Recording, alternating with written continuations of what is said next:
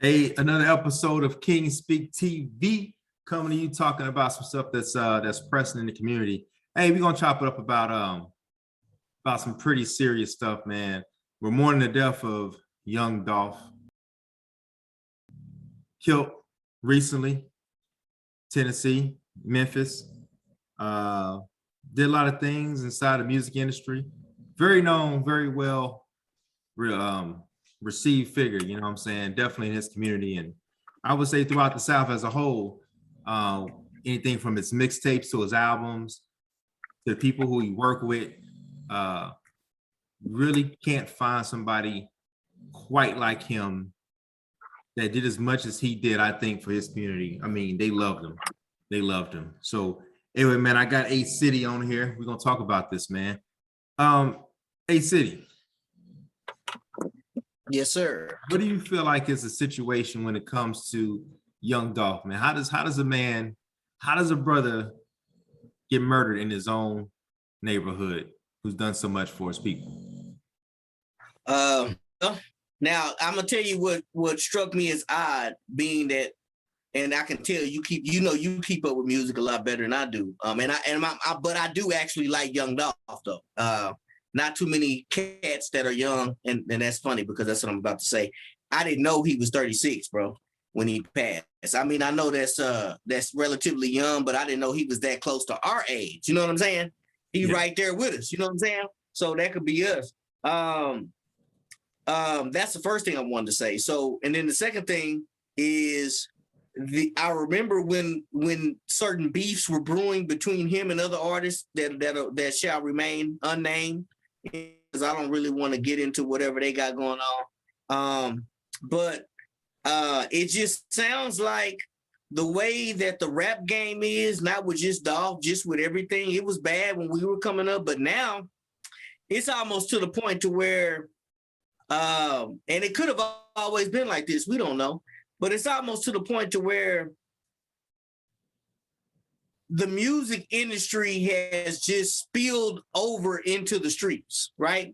So it's no more out the streets in the music game. It's kind of like out the streets, right, into the music and back into the streets, with the only difference being that there's just a higher price on your head. So now what's happening is the beef has a bigger tag on it, and there's more. And the tag isn't price. The tag is what they call now clout. So there's a lot more at stake for the youngsters that's trying to come up in the game, because the rap game now is so intertwined with the streets that, you know, you can't really, as an artist, escape the beef.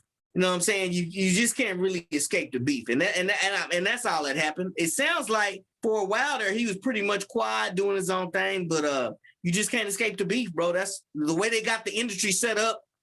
The music and the beef is intertwined, and it doesn't even have to get to a street level to be intertwined. But let's just take the Kanye and Drake, whatever that is. I didn't really know they keep calling it beef, but I ain't never really heard either one of them say anything about another, right? But that seems to be an ongoing theme in the rap game right now. Yeah. You know, it's funny you talk about the Kanye and Drake thing. I think you have two individuals who kind of mentored by some heavy hitters in the industry and outside the industry. One of those people is a very known figure, and I'm not gonna say his name, but you know what, I'm gonna say his name, man. Jay Prince, and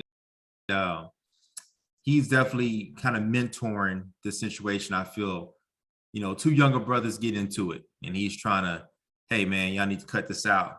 This looks bad for the whole community. So you need older males to kind of sometimes steer the younger male, the youth, kind of towards resolution. So shouts out to the OG for doing that, man.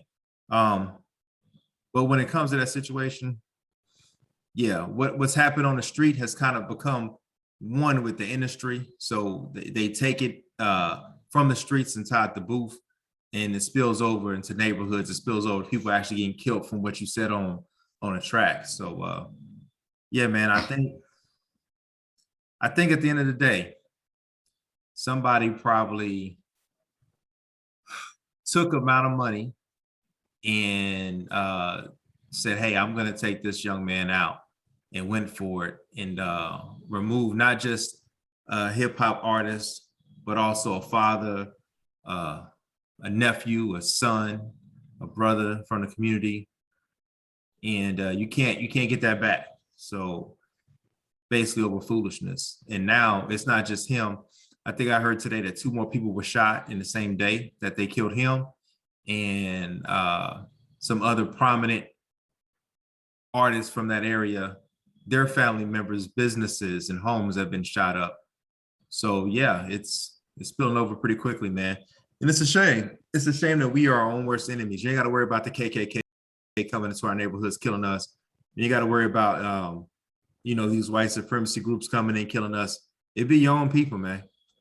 It be your own people from your own dang neighborhood sometimes that take you out. So I think Pop did that. It's crazy, and what we already know, he kind of keep his. I think Dave Chappelle and a couple of these cats kind of keep their ear down here to what the grassroots folks like me and you be talking about, the grassroots, the folks that's just down here trying to make it happen as little people. You know what I'm saying? 1,000% sure, man, that they just got their ear to what's going on down here. And it's just like he said, man, like the hip hop game is not going to lose any steam because he died, right? There won't be any endorsements taken away from any artists or anything. I mean, not that they got anybody dependent on, but in other words, what they deem to be our culture, which is hip hop rap, they've wrapped it up also with the constant need to promote death and violence. And it's far beyond the song, right? It's far beyond the song. And it's just a shame that nobody is going to pitch a fit about it, right? But had Young Dolph or anybody else, maybe anybody, anything other community, or if we act violent or talk negatively or talk down on any other community, there's a problem. So that should kind of just let you know. And I guess I get conflicted because we all love hip hop. We all love the struggle of the street, whether you're from the streets or not. Whatever the bottom line is, if you Black, 9 times out of 10, you can resonate with that struggle, right? So it's something that we probably shouldn't glorify, but it is stories that need to be told, but they just shouldn't spill over into the street. So as a community, we would have to step up and hold the rap game responsible for these type of things. But the problem is, though, artist dies, and I'm pretty sure the way they set up, because I went and looked at people's net worth. I look at net worth of these artists all the time, man. I'm 1,000% sure the way it's set up, if the paperwork is not together, them labels gonna benefit off this right now, man. They're gonna make a lot more money off Dolph. And if the paperwork ain't right, his family might not even see it, So it's just a weird thing, bro. It's just a weird thing. I was looking at what it's funny you said that, man, because after Nipsey passed, especially on streaming media, you can see the amount of people checking out the artist. And I'm sure it's the same thing with Young Dolph. I'm sure that, he's getting more clicks, more streams, if you will. Exactly. And like you said, man, the record companies, they're gonna make hand over fist type of money in this situation because, man, I'm sure Dolph wasn't thinking this is gonna be his last day. I'm sure he wasn't thinking I'm gonna go ahead and get these cookies and that's gonna be it for me. I'm sure that's not what he was thinking. I would have thought, I'm gonna go home and be with my family or whatever, have the rest of my day. So nobody expects to go when it's their time. Exactly. Yeah, man. And well, okay, so what's your take on the way he was moving in the city? If I think about it, man, I really feel like Dolph was ahead of his time. All of his vehicles were bulletproof. So he looked at the situations that happened in the past with Biggie and Pop, and he said, that's not going to be me. So he was smart enough to get everything as bulletproof. That saved his life when they shot 100 shots into his van. That saved his life when he did that. But even with all those precautions, he still got shot. So what's your take on that? Well, the thing about it is the way that the beef is amplified nowadays, like I said, and the things that are associated with clout, man, like a lot of young cats. And I mean, I don't think anything's changed, but social media magnifies it. So you already got hostile individuals in an environment where they've been traumatized 7 times out of 10. And, you know, it's already gasoline all over a flame that's just ready to be lit. So my whole thought process on it is whatever was going on with him and whatever beef he had with whoever, if he felt like he needed to have bulletproof cars, he knew that beef wasn't going to end. And unfortunately, he just got relaxed. You know what I'm saying? And this is not anything that's uncommon. These are the things that I try to tell my kids, man. Stuff I used to tell my son, like, man, y'all's generation is different. And they don't necessarily have to be hood kids because this shit is different, man. So they hold on to that. Like, you got women, and I was telling somebody else this the other day, like the young ladies literally talk about between the ages of 16 and 21, 22, 23, they literally, you know, kind of measure up a man's masculinity about how many bodies he got. And we ain't talking about sex. That's a totally different subject, but we talking about death. So it is literally a quiet, covert promotion in our community that incentivizes death for clout. And there was no way, bro, that they was gonna there's no way they're gonna let him make it. You know what I'm saying? It's just all it was, bro. There's nothing he could do. In other words, at age 36, and I know Dolph been in the game for a while, he close to our age. He just got relaxed that day, bro. And he didn't take all the precautions he probably needed to take, bro. He probably should have been deep with his crew. You know what I'm saying? And he didn't take all them precautions, and therefore he got hit. Then I find it very unique, though, that they knew exactly where to get him, when and where and what time, unless maybe, I guess it's Memphis, so ain't no telling what side of town he was on. Maybe somebody saw him and sent the chirp. But, I mean, it's inevitable. If you in a real beef, Kanye and Drake, that's not a real beef because they not street cats, right? But if you in a real beef with some street cats, yeah, it's not gonna rest. Nowadays, you used to think it'll blow over. A lot of stuff did when we was coming up. A lot of stuff didn't, but a lot of stuff did. None of these young cats, though, man, they're not blowing anything off. So it was almost inevitable, bro. Unfortunately, it was inevitable. That's what I think. Bro, I would be willing to bet that somebody either followed him from his house, or when he got to that side of town, somebody said, hey, I see his vehicle driving and it's at this location. Somebody dropped the dime on him. You know? Oh, yeah, most definitely, bro. Like that. Yeah. Most definitely. So what do you think about this, right? His wife, I believe she put out a $500,000 reward for the killers. So in my head, these people ain't gonna be able to go nowhere without having somebody report them. And that's if they're lucky. They are lucky if they get arrested. Because if I'm doing my math, you know, I'm doing my street math right now, I don't think they have long. $500,000 for information. Man, if they asked for $500,000, if they said $500,000 for information, boy, man, can you? I didn't know that. Can you imagine how many people is lined up to make up a story, nigga? It's a motherfucker lined up to tell a lie to get the attempt at that money. So what you saying is true, and these niggas didn't do their shit clean. Now my son said he watched the shooting, and he's kind of acclimated to that kind of stuff because that's kind of how he kind of grew up a little bit, and he swears up and down the dudes look like it looked like they was, goofballs. And I don't know, I didn't watch the actual shooting, but he says it looks sloppy. I said, man, I don't know how you see that. They got away with it so far. He's like, nah, it looks sloppy. It looks sloppy. They, you know, they look scared and it looks sloppy, right? And so I don't know, bro. I just know that you know, it's crazy. Now let me ask you a question though. What do you think about this? And without sounding like I'm insensitive to his situation,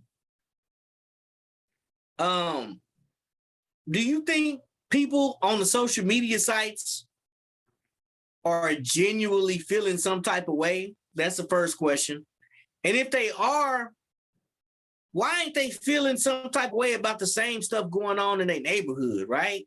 Or why ain't they feeling some type of way about maybe getting closer to their family and friends? And like, the thing I can't stand about this kind of stuff is, without sounding too insensitive, is like, we got a Young Dolph somewhere that we know.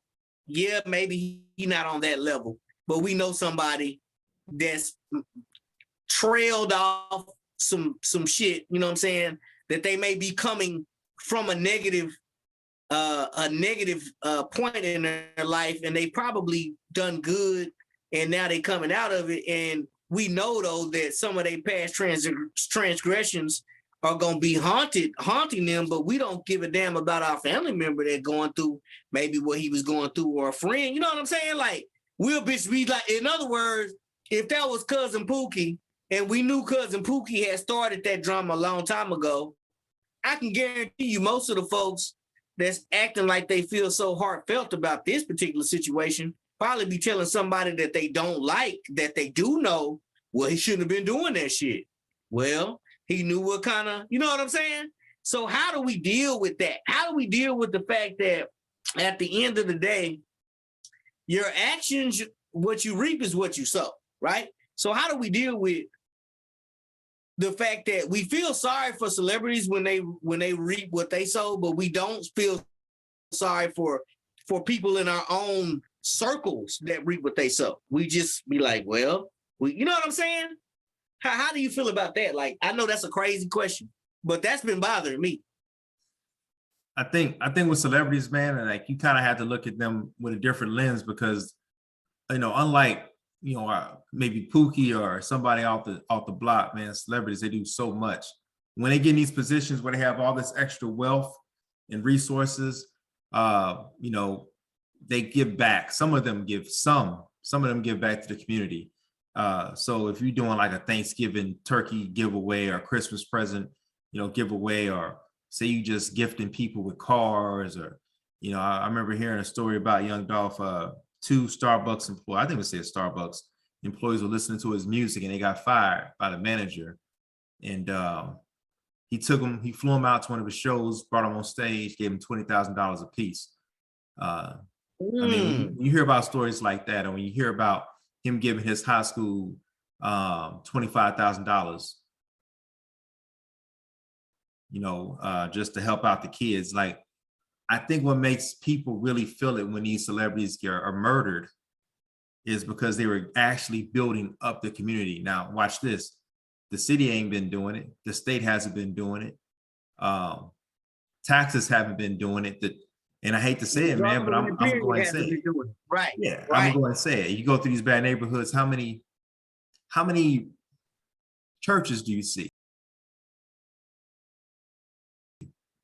Have they really been building up these neighborhoods? I mean, not saying all churches are bad, but there's a lot of churches out there that aren't doing anything for the people. No, but the church is a necessity, but at the same time, whenever you got a billion of them up, though, and ain't nobody coming up with no resources to prevent what's going on, it puts a question mark on top of it. Right. I'm glad you answered that question good.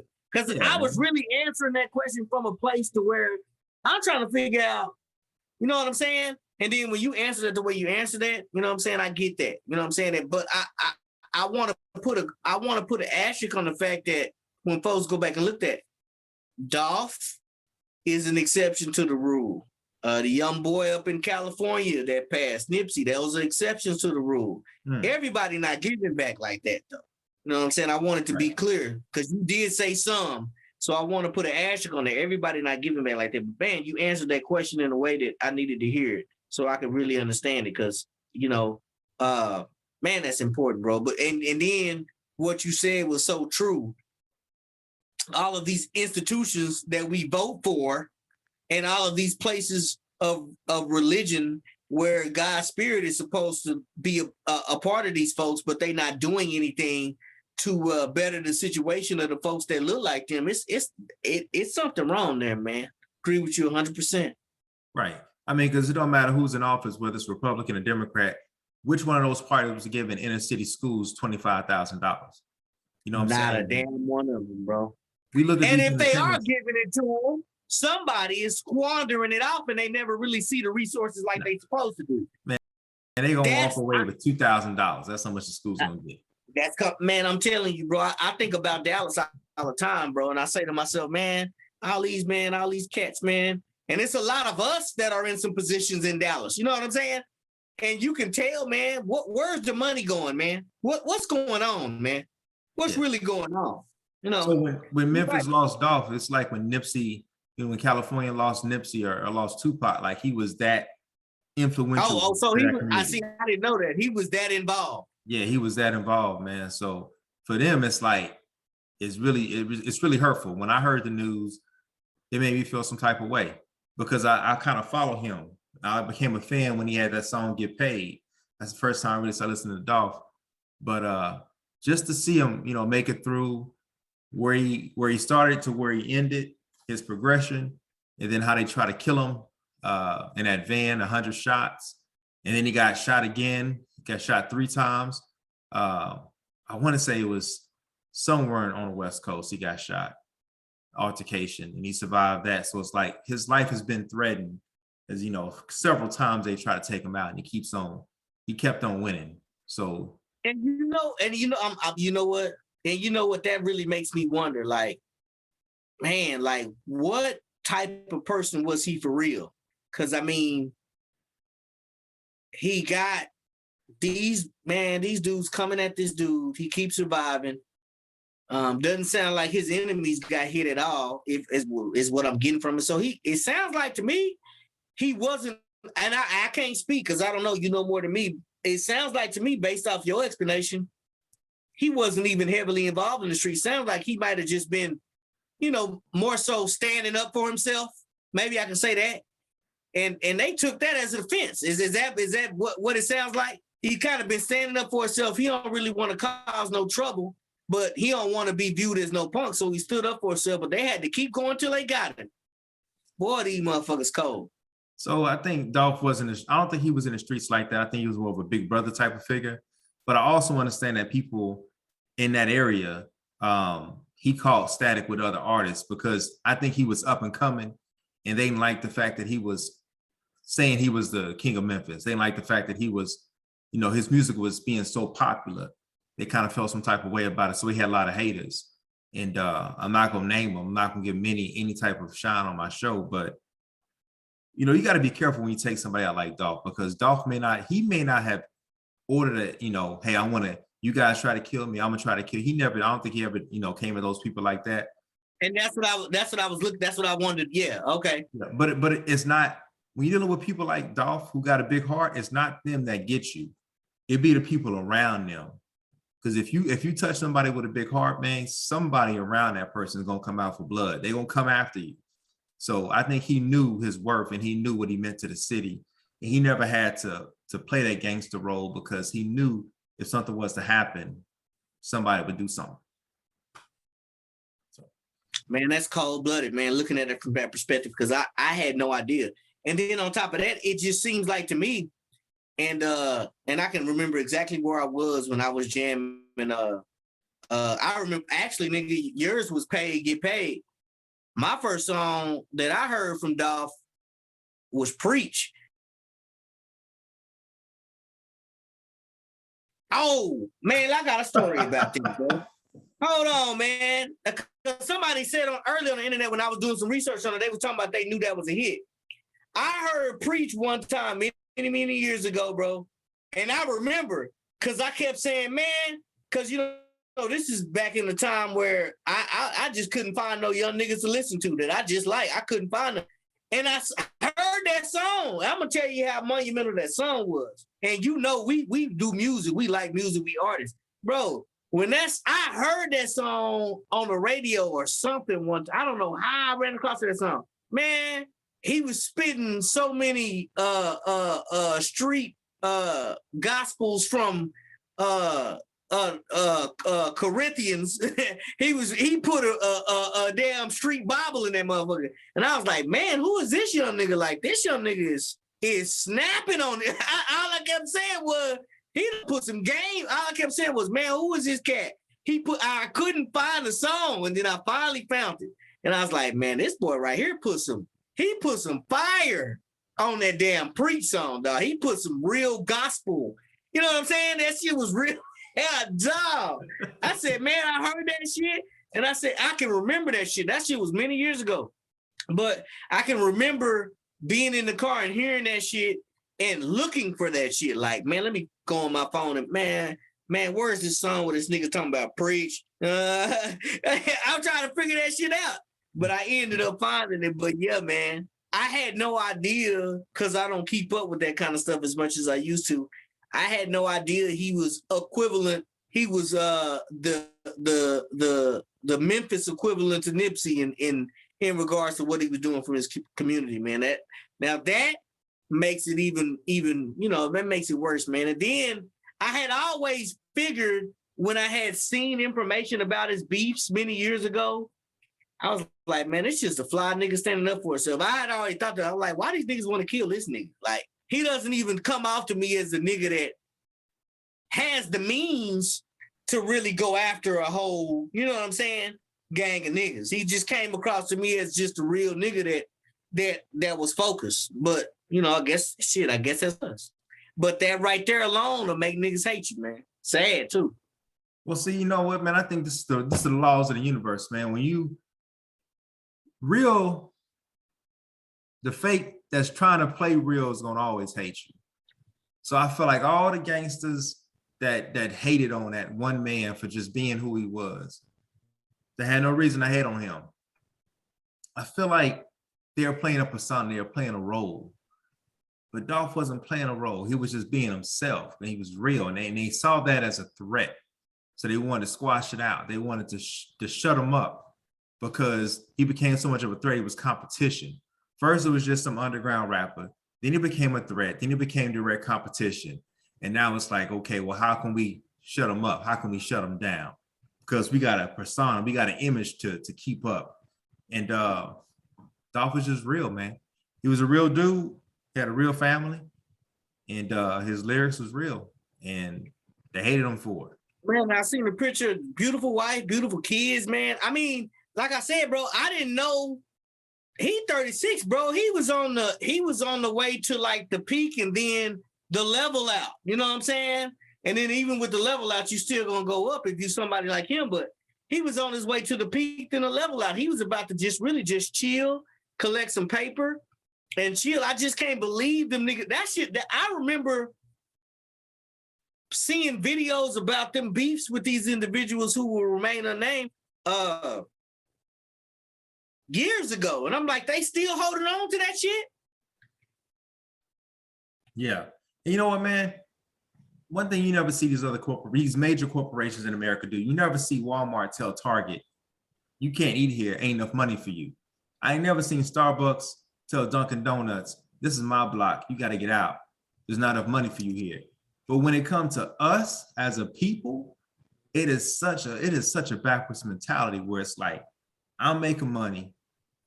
And because you making money, you messing up my money. And this is my city. So you got to get out of here or else I'm going to kill you. That's stupid. That's stupid. Right, man? Come on, man. Competition brings more money. Because if you notice, the Dunkin' Donuts and the Starbucks, neither one of them went out of business. And if they went out of business, it was because of COVID. It wasn't because of the other one was out selling the other one. Either today Starbucks got the 50 cent off, and tomorrow Dunkin' Donuts give you a raggedy ass donut when you come in. Because they use that shit to their advantage. And just, man, you hear some shit, man. The Walmart is loosely either right by or in a 1 mile vicinity of the Target. You don't think them niggas happy that they buy each other and they didn't put that shit together on purpose? Come on, Jack. Hey, man, that's what I say, man. Say, bro. Hold on, man. Somebody called me for my shit. But that's what I wanted to say. I wanted to circle that shit back around to the industry. You know, they can't fool me, dog. They like this shit to go on amongst us because they can control that shit. And it's just deep, bro. That's why they kick niggas out the game early. Niggas get kicked out the game when they start reaching their mid to late 30s because now they understand how much music influences us and how you can change the direction. If right now the industry said, fuck it, man, we ain't giving no more millions. We ain't putting no niggas on that rap about gang violence, rap about degrading bitches, any none of that shit. You got to rap happy about being productive, about stocks and bonds, and you got to make that shit sound tight. We'll put that shit on the radio. You know every young nigga will start rapping about stocks and bonds. They know that shit. Am I right or am I wrong? Nah, you 100% right, man. You're right. They know that shit, bro. They'll never let that shit happen. And the original basis of hip-hop was always, had that. There was several elements, but one of the main elements was speaking out against white supremacy, speaking out against oppression. Now, when you hear these young niggas talk, they so brainwashed because of this shit, they'll tell you that racism don't exist because they got a little paper, like Lil Wayne said that one time. And I get it. He had because of the incident, white boy saved his life, I guess.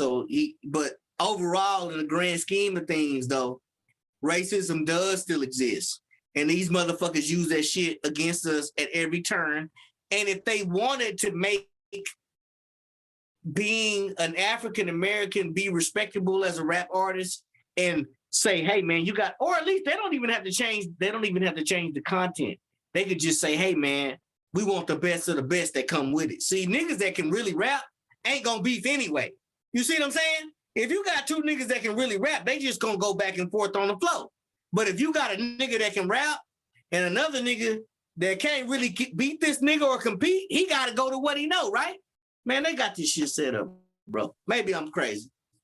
Nah, man, I think you're right on. I mean, in that situation, if one can't rap or one gets out-rapped, then sometimes, bro, it's the people that hang around a rapper. They ain't even a rapper himself. Like, I don't think those other individuals in Dolph City personally went out and grabbed the weapon and did something to him. But I think it's this crews. I think the crews around these individuals, man, they ain't so dangerous. I mean, they'll do something and have you, looking like you ordered it or something like that, or you told them to do it.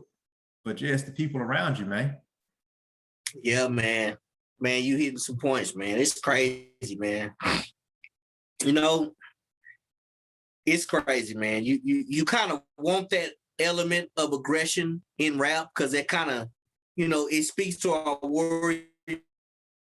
But we got to start directing that aggression elsewhere, bro. That's just what the and I guarantee you can't get on no track talking about fuck the KKK and fuck white supremacy right about now. You can't get on no track talking about yeah, man. I'm all about pro reproduction, you know what I'm saying? And I covered that up real good. But yeah, you can't get on no tracks talking about no shit like that. You know what I'm saying? Like, yeah, man, I ain't trying to really, you know what I'm saying, bump butts and all that type of shit. I'm trying to produce some babies so we can run some shit. You know what I'm saying? You can't really talk like that. They got this shit in a chokehold for anything. The only way that they want us to represent masculinity in this game is if that masculinity is aimed towards each other, bro. It's cold, nigga. They got us cold out here, man. That white supremacist white boy, he done ran the game on everybody, man. He done got this shit. Man, he got this shit cold, man. That's all I keep saying in my mind when I think about it. I say, man, that motherfucker got this shit cold. He not gonna give no niggas no accolades for rapping good. And if he'll sprinkle them in. He'll sprinkle you in a J. Cole. He'll sprinkle you in a Kendrick Lamar. But how many of them other motherfuckers you got?